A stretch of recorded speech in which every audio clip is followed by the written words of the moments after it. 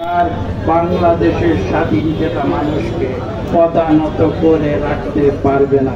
যে গণতন্ত্র প্রতিষ্ঠার জন্য আজকে থেকে 50 বছরেরও বেশি সময় আগে বাংলাদেশের মানুষ মুক্তিযুদ্ধের মাধ্যমে দেশকে স্বাধীন করেছিল, সেই দেশের মানুষ পুনরায় এদেশে গণতন্ত্র প্রতিষ্ঠা করবে।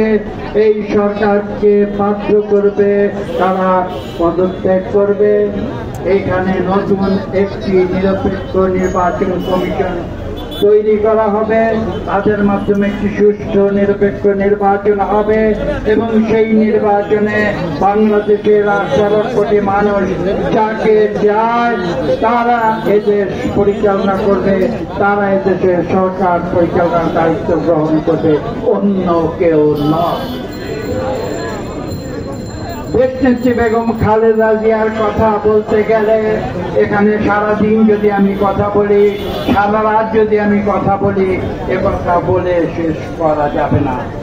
আপনারা জানেন জাতির প্রয়োজনে 1982 সালের এক কঠিন মুহূর্তে তিনি বাংলাদেশের জাতীয়তাবাদী দলের পরিচালনার দায়িত্বে এসেছিলেন। কেন?